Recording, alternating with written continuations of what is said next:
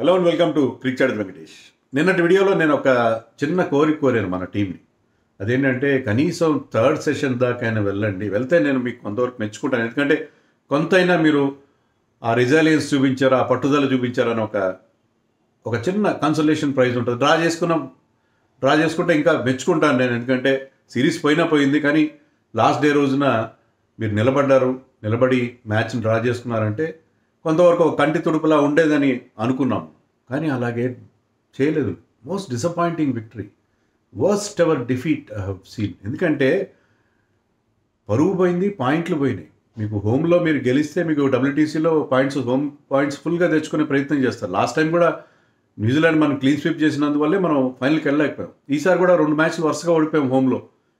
This will already points టేబుల్లో 5th place పడిపోయాం. సరే, అది వదిలేయండి. ఆ హ్యూమిలియేషన్ ఏంటి? టెస్ట్ మ్యాచ్లు ఆడలేకపోవడం ఏంటి? అంటే 3.5 సెషన్స్ ఆడేంత ఓపిక కూడా లేదా? No doubt wear and tear ఉంది. Pitch was not easy.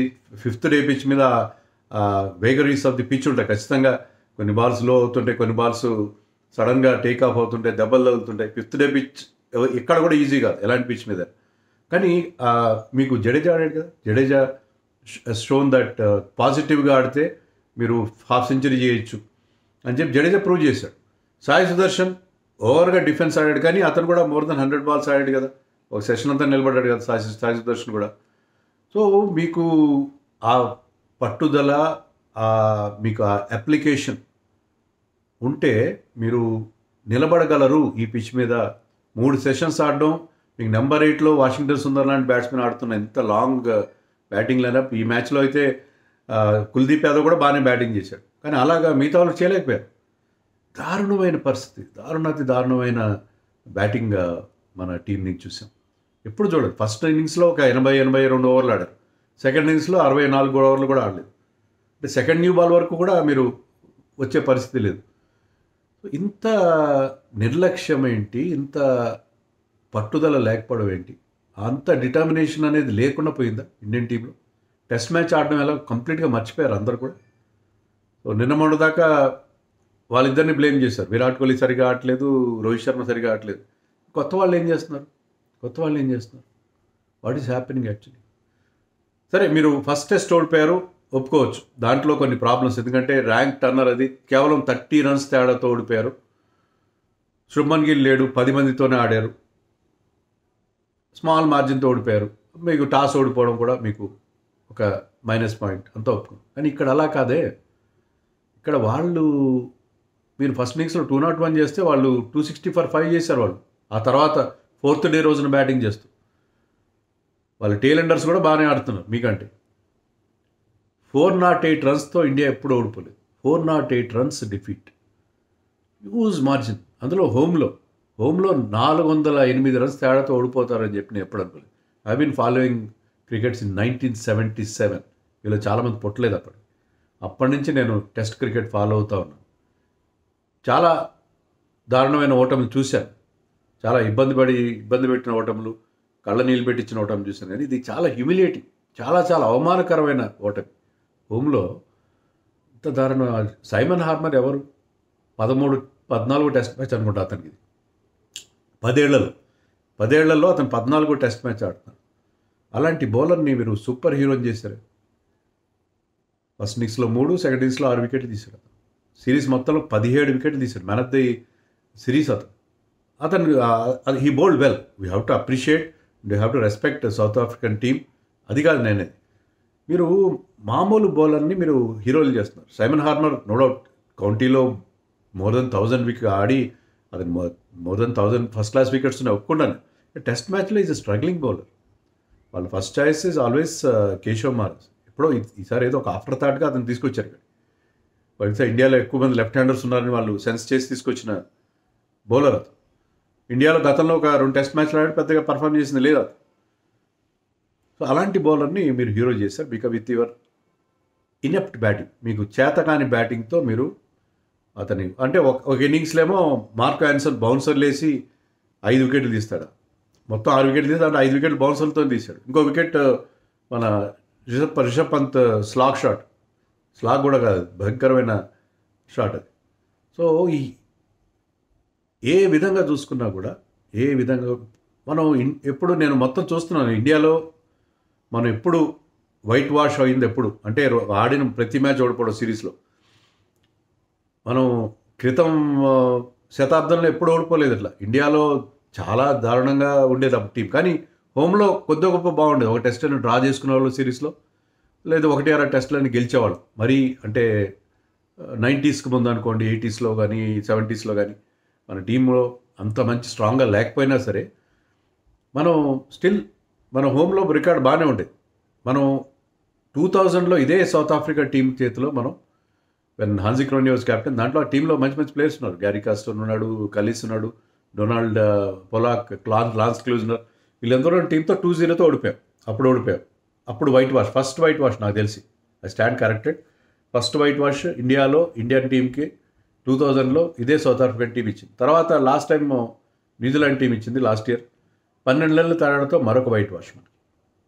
ఏంటి వాట్ ఈస్ హ్యాపెనింగ్? ఎందుకు ఇలా ఇండియన్ టెస్ట్ మ్యాచ్ మధ్యలో బాడోగాస్కర్ ట్రోఫీ ఓడిపోయాం మనం. ఒకే ఒక రిడీమింగ్ ఫీచర్ ఏంటంటే ఇంగ్లాండ్ వెళ్ళి ఇంగ్లాండ్లో డ్రా చేసుకొచ్చాం. కానీ అది కూడా కొంచెం సరైన నిర్ణయాలు తీసుకుంటే ఆ సిరీస్ గెలిచి ఉండేవాడు ఇంగ్లాండ్లో. ఏమాత్రం టాలెంట్ అంటే ఏమాత్రం సరిగ్గా ఆడని బంగ్లాదేశ్ మీద, వెస్టిండీస్ మీద సిరీస్లు గెలిచాం. సో మన టెస్ట్ టీంకి ఏదో అయింది. దీనికి కంప్లీట్ ఓవరాలింగ్ కావాలి, కంప్లీట్ కాయకల్ప చికిత్స తెలుగులో. పూర్తిగా మీరు టీంని మొత్తం కంప్లీట్గా చేంజ్ చేయాలి, కంప్లీట్గా అప్రోచ్ చేంజ్ చేయాలి. అన్ని రకాలుగా చాలా చాలా మార్పులు చేయాల్సిన అవసరం ఉంది అని నాకు అనిపిస్తుంది. వాళ్ళు లాస్ట్ డే రోజున ఏం చేశారు? ఫస్ట్ సెషన్లో 3 వికెట్లు పడ్డాయి. కుల్దీప్ యాదవ్ నో డౌట్ ఒక బ్యూటిఫుల్ బాల్ అది it came in with the arm. మామూలుగా టర్న్ కోసం ఆడాడు అతను, అది స్ట్రైట్ అని అయింది, బౌల్డ్ అయ్యాడు. కొంతసేపు అతను రెసిస్టెన్స్ ఒక అరగంట నిలబడ్డాడు చాలు. నైట్ వాచ్మెన్గా నిన్న కాసేపు నిలబడ్డాడు, ఇప్పుడు has done his duty, we cannot blame him. కానీ జురెల్ అదే ఓవర్లో అవుట్ అయిపోయాడు. Faulty foot work. జురెల్ నీ నెంబర్ 4లో ఎందుకు ఆడిస్తారు మీరు? కనీసం వాషింగ్టన్ ఆడించవచ్చు కదా నెంబర్ 4లో. And we lost Pant also. Pant 1-2 మంచి షాట్లు కొట్టాడు. ఏదోలే అతను రెసిస్టెన్స్ ఉందేమో అని అనుకున్నాం మనం. అతను నిలబడితే ఒక సెషన్ ఆడితే మిగతా వాళ్ళు తీసుకెళ్తారనుకుంటే అలవాటు లేని డిఫెన్స్లు టెంటేటివ్గా పుష్ చేసిన బాల్ కొంచెం ఎక్స్ట్రా బౌన్స్ అయింది, అతను అవుట్ అయ్యాడు. అంతవరకు బాగా ఆడిన సాయి సుదర్శన్ లంచ్ తర్వాత అతను అవుట్ అయిపోయాడు. టీ తర్వాత rather Sai Sudarshan over defence ఆడాడు. ఇప్పుడు కొంతనే పాజిటివిటీ ఉండాలి. మరీ 150 బాల్స్ ఆడి నేను 14-15 రన్స్ చేస్తానంటే you're resting the initiative to the opposition. కంప్లీట్గా వాళ్ళ చేతిలో పెట్టేస్తుంది match.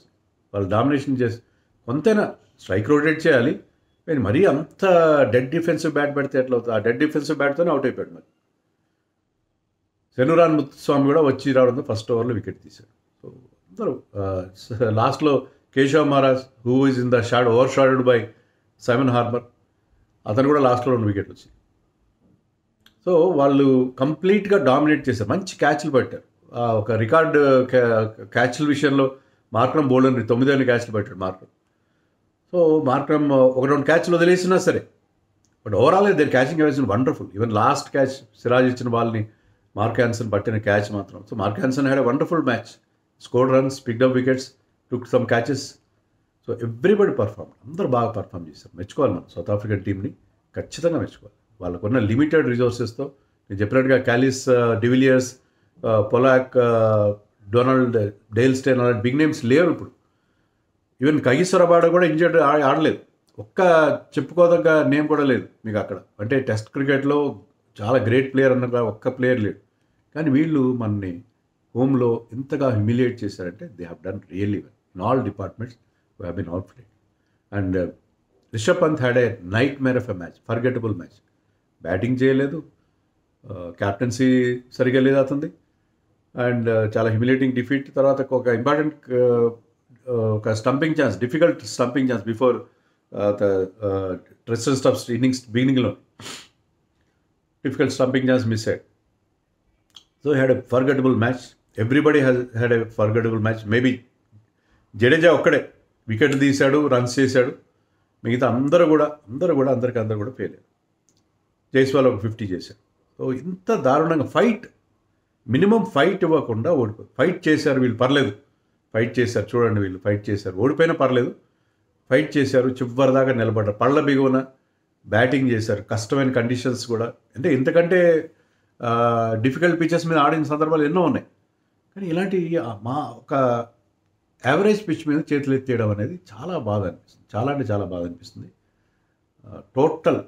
Total collapse by our team. అంటే కంప్లీట్ మళ్ళీ నెక్స్ట్ ఆగస్ట్ వరకు మనం టెస్ట్ మ్యాచ్లు ఆడే పరిస్థితి లేదు. ఈ లోపల T20 వరల్డ్ కప్ ఉంది, IPL ఉంది, అన్ని రకాలుగా మనం వేరే ఫార్మాట్స్ ఆడాలి. ఆగస్ట్ లోపల we have to set our house right. మన ఇల్లు చక్కదిద్దుకోవాలి, చాలా మార్పులు చేయాలి. కోచ్ ఉండాలా వద్దనేది అతనికి వదిలేయాలి. మోరల్ రెస్పాన్సిబిలిటీ తీసుకుని అతను రాజీనామా చేయాలి. ఎందుకంటే హీఈస్ నాట్ గివింగ్ రిజల్ట్స్. అతను ఉండడం వల్ల చాలా ఇబ్బందులు వస్తున్నట్టుగా అనిపిస్తున్నాయి. అది మనం విడిగా మళ్ళీ మాట్లాడదాం గౌతమ్ గంభీర్ గురించి. ఎక్కడ గౌతమ్ గంభీర్ ఎలాంటి మిస్టేక్స్ చేస్తున్నాడు అనేది మనం విడిగా మళ్ళీ మాట్లాడుకుందాం. It is not the right time. కానీ చాలా మార్పులు చేసుకోవాలి ఇండియన్. ఇలా ఆడితే ఈ రకంగా స్వదేశంలో కూడా టెస్ట్ మ్యాచ్లు గెలవలేని పరిస్థితి ఉంటే అభిమానులు ఇప్పటికే టెస్ట్ క్రికెట్కి ఆదరణ తగ్గుతాం. అప్పుడప్పుడు కొన్ని మంచి సిరీస్లు మనం ఇంగ్లాండ్లో ఆడినట్టు, లేకపోతే మనం బోర్డర్ గవాస్కర్ ట్రోఫీలో ఆడితే కొంత ఇంట్రెస్ట్ జనరేట్ అవుతుంది. దాన్ని చంపేయకండి.